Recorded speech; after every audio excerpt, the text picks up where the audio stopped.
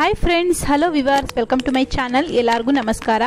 ಇವತ್ತು ನಾನು ಆರೋಗ್ಯಕರವಾಗಿರುವಂಥ ಹಾಗೆ ಕ್ಯಾಲ್ಶಿಯಂ ತುಂಬ ಹೆಚ್ಚಾಗಿರುವಂಥ ಶೇಂಗಾ ಚಿಕ್ಕಿನ ಯಾವ ರೀತಿಯಾಗಿ ಮನೆಯಲ್ಲೇ ಸುಲಭವಾಗಿ ಕಡಿಮೆ ಇಂಗ್ರೀಡಿಯೆಂಟ್ಸ್ನ ಯೂಸ್ ಮಾಡಿಕೊಂಡು ಕ್ರಿಸ್ಪಿಯಾಗಿ ಹೇಗೆ ಮಾಡೋದು ಅಂತ ಹೇಳ್ಕೊಡ್ತಾ ಇದ್ದೀನಿ.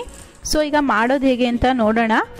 ಫಸ್ಟ್ ಇಲ್ಲಿ ನಾನು ಒಂದು ಬಟರ್ ಪೇಪರ್ನ ತಗೊಂಡಿದ್ದೀನಿ. ನಿಮ್ಮ ಹತ್ರ ಬಟರ್ ಪೇಪರ್ ಇಲ್ಲ ಅಂತ ಅಂದರೆ ತಟ್ಟೆಗೇನೆ ತುಪ್ಪ ಅಥವಾ ಎಣ್ಣೆನ ಸವರಿ ಈ ರೀತಿಯಾಗಿ ಸ್ಪ್ರೆಡ್ ಮಾಡಿಕೊಂಡು ಇಟ್ಕೊಳ್ಳಿ. ಈ ರೀತಿಯಾಗಿ ಮೊದಲೇ ಸ್ಪ್ರೆಡ್ ಮಾಡಿ ಇಟ್ಕೊಂಡ್ರೆ ನಮಗೆ ಬೇಗ ಆಗುತ್ತೆ, ಅದಕ್ಕೋಸ್ಕರ ಫಸ್ಟೇ ಮಾಡ್ಕೊಂಡಿದ್ದೀನಿ. ನಂತರ ಇಲ್ಲಿ ಒಂದು ಪ್ಯಾನ್ನ ತೊಗೊಂಡು ಅದಕ್ಕೆ 1 ಕಪ್ ಆಗುವಷ್ಟು ಕಡಲೆಕಾಯಿ ಬೀಜನ ತೊಗೊಂಡಿದ್ದೀನಿ. ಕಡಲೆಕಾಯಿ ಬೀಜನ ಲೋ ಫ್ಲೇಮಲ್ಲಿ ಇಟ್ಕೊಂಡೆ ಒಂದು 10 ನಿಮಿಷದವರೆಗೂ ಚೆನ್ನಾಗಿ ಫ್ರೈ ಮಾಡ್ಕೊಳ್ಳಿ. ಆಗ ಕಡಲೆಕಾಯಿ ಬೀಜ ನಿಮಗೆ ಸ್ವಲ್ಪ ಕ್ರಿಸ್ಪಿಯಾಗಿ ಚೆನ್ನಾಗಿ ಬರುತ್ತೆ. ಹುರಿದಿಟ್ಟಿದಂಥ ಕಡಲೆಕಾಯಿ ಬೀಜನ ಸಿಪ್ಪೆ ತೆಗೆದು ಈ ರೀತಿಯಾಗಿ ಬೇಳೆ ಮಾಡಿ ಇಟ್ಕೊಂಡಿದ್ದೀನಿ. ನೋಡಿ, ನಾನಿಲ್ಲಿ ತೋರಿಸ್ತಿದ್ದೀನಲ್ವ, ಇಷ್ಟಾದರೆ ಸಾಕು. ಈಗ ಇದನ್ನು ಸೈಡಲ್ಲಿ ತೆಗೆದಿಟ್ಕೊಂಡು ಒಂದು ಪ್ಯಾನ್ಗೆ 1 ಕಪ್ ಆಗೋಷ್ಟು ಬೆಲ್ಲನ ಹಾಕೋತಾ ಇದ್ದೀನಿ. ನಿಮ್ಗೇನಾದರೂ ಬೆಲ್ಲ ಸ್ವೀಟ್ ಜಾಸ್ತಿ ಇದೆ ಅಂತ ಅನಿಸಿದ್ರೆ 3/4 ಕಪ್ಪಷ್ಟು ಯೂಸ್ ಮಾಡ್ಬೋದು. ಇಲ್ಲಿ ನಾನು 1 ಕಪ್ಪಷ್ಟು ತೊಗೊಂಡಿದ್ದೀನಿ. 1 ಕಪ್ ಕಡಲೆಕಾಯಿ ಬೀಜಗೆ 1 ಕಪ್ ಆಗೋವಷ್ಟು ಬೆಲ್ಲ ತೊಗೊಂಡಿದ್ದೀನಿ. ಈಗ ಅದಕ್ಕೆ 1/4 ಕಪ್ ಆಗೋವಷ್ಟು ನೀರನ್ನ ಹಾಕ್ಕೊಂಡಿದ್ದೀನಿ. ಬೆಲ್ಲನ ಕರಗಿಸ್ಕೊಂಡು ಶೋಧಿಸ್ಕೊಬೇಕು, ಅದಕ್ಕೋಸ್ಕರ ಇಲ್ಲಿ ಬೆಲ್ಲನ ಫಸ್ಟು ನಾನು ಕರಗಿಸ್ಕೊತಾ ಇದ್ದೀನಿ.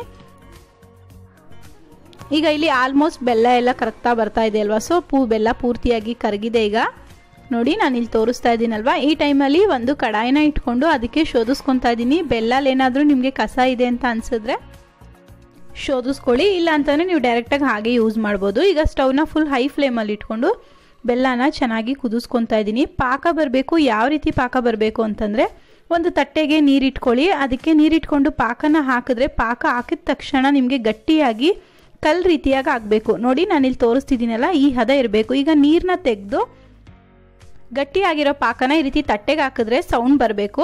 ಆ ರೀತಿ ಸೌಂಡ್ ಬಂದರೆ ಪಾಕ ಕರೆಕ್ಟಾಗಿದೆ ಅಂತ. ಆಗ ಇಮಿಡಿಯೇಟಾಗಿ ನಾವು ರೆಡಿ ಮಾಡಿ ಇಟ್ಟಿದ್ದಂಥ ಕಡಲೆಕಾಯಿ ಬೀಜನ ಪಾಕದೊಳಗಡೆ ಹಾಕಿ ಬೇಗ ಮಿಕ್ಸ್ ಮಾಡ್ಕೊಳ್ಳಿ. ತುಂಬ ಬೇಗ ಗಟ್ಟಿ ಆಗ್ತಾ ಬಂದುಬಿಡುತ್ತೆ, ಅದಕ್ಕೋಸ್ಕರ ಬೇಗ ಮಿಕ್ಸ್ ಮಾಡ್ಕೊಂಬಿಡಿ.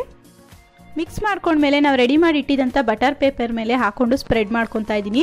ಅದಕ್ಕೋಸ್ಕರ ನಾವು ಮೊದಲೇ ಈ ರೀತಿಯಾಗಿ ಬಟರ್ ಪೇಪರ್ ಅಥವಾ ತಟ್ಟೆನ ರೆಡಿ ಮಾಡಿ ಇಟ್ಕೊಂಡ್ರೆ ಇಮಿಡಿಯೇಟಾಗಿ ನಾವು ಹಾಕೊಂಡ್ಬಿಡ್ಬೋದು. ಯಾಕೆ ಅಂತಂದರೆ ತುಂಬ ಬೇಗ ಗಟ್ಟಿ ಆಗ್ತಾ ಬಂದುಬಿಡುತ್ತೆ. ಆಗ ನಿಮಗೆ ತುಂಬ ಗಟ್ಟಿ ಆದರೆ ಸ್ಪ್ರೆಡ್ ಮಾಡೋದಕ್ಕೆ ಶೇಪ್ ತರೋದಕ್ಕೆಲ್ಲ ಆಗಲ್ಲ, ಅದಕ್ಕೋಸ್ಕರ. ಈಗ ಇದನ್ನು ನಾನು ಒಂದು ಬಾಕ್ಸ್ ಶೇಪಲ್ಲಿ ಅಥವಾ ಸ್ಕ್ವೇರ್ ಶೇಪಲ್ಲಿ ರೆಡಿ ಮಾಡ್ಕೊತಾ ಇದ್ದೀನಿ. ನಿಮಗೆ ಯಾವ ಶೇಪಲ್ಲಿ ಬೇಕು ಆ ಶೇಪಲ್ಲಿ ಮಾಡ್ಕೊಬೋದು. ಕೈಗೆ ಅಂಟ್ತಿದೆ ಅಂತಂದರೆ ಸ್ವಲ್ಪ ಎಣ್ಣೆನ ಹಾಕ್ಕೊಂಡು ಸ್ಪ್ರೆಡ್ ಮಾಡ್ಕೊಳ್ಳಿ. ಈಗ ಇಲ್ಲಿ ಸ್ವಲ್ಪ ತಣ್ಣಗಾದ ತಕ್ಷಣ ನಾನು ಸ್ಕ್ವೇರ್ ಶೇಪಲ್ಲಿ ಕಟ್ ಮಾಡ್ಕೊತಾ ಇದ್ದೀನಿ. ನಿಮಗೆ ಯಾವ ಶೇಪಲ್ಲಿ ಬೇಕು ಆ ಶೇಪಲ್ಲಿ ಕಟ್ ಮಾಡ್ಕೊಬೋದು. ಬಟ್ ಇದು ಸ್ವಲ್ಪ ತಣ್ಣಗಾದ ತಕ್ಷಣವೇ ನೀವು ರೆಡಿ ಮಾಡ್ಕೊಬೇಕು. ನೀವು ಪೂರ್ತಿ ತಣ್ಣಗಾದ್ಮೇಲೆ ಕಟ್ ಮಾಡ್ಲಿಕ್ಕಾಗಲ್ಲ, ಅದಕ್ಕೋಸ್ಕರ ಫಸ್ಟೇ ಈ ರೀತಿಯಾಗಿ ಕಟ್ ಮಾಡಿ ಇಟ್ಕೊಂಬಿಡಿ.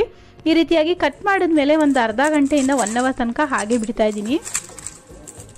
ನೋಡಿ, ಪೂರ್ತಿಯಾಗಿ ತಣ್ಣಗಾಗಿ 1 ಅವರ್ ಆಗಿದೆ. ಈಗ ನಿಮಗೆ ತೋರಿಸ್ತಾ ಇದ್ದೀನಿ, ಗೊತ್ತಾಗ್ತಾ ಇರ್ಬೋದು ನಿಮಗೆ, ಸೌಂಡಲ್ಲೇ ಗೊತ್ತಾಗುತ್ತೆ ಎಷ್ಟು ಕ್ರಿಸ್ಪಿಯಾಗಿ ಎಷ್ಟು ಚೆನ್ನಾಗಿ ಬಂದಿದೆ ಅಂತ. ನೋಡಿ, ಎಷ್ಟು ಚೆನ್ನಾಗಿ ಸ್ಕ್ವೇರ್ ಶೇಪಲ್ಲೇ ಕಟ್ ಆಗ್ತಾ ಇದೆ ಅಂತ. ನೋಡಿದ್ರಲ್ವಾ, ಇವತ್ತಿನ ಈ ವಿಡಿಯೋ ನಿಮ್ಗೆ ಇಷ್ಟ ಆಗಿದೆ ಅಂತ ಅನ್ಕೊತೀನಿ. ಇವತ್ತಿನ ಈ ವಿಡಿಯೋ ನಿಮ್ಗೆ ಇಷ್ಟ ಆಗಿದ್ರೆ ನನ್ನ ಚಾನಲ್ನ ಸಬ್ಸ್ಕ್ರೈಬ್ ಮಾಡ್ಕೊಳ್ಳಿ, ಹಾಗೆ ಲೈಕ್ ಮಾಡಿ, ಎಲ್ಲರಿಗೂ ಶೇರ್ ಮಾಡಿ. Thank you.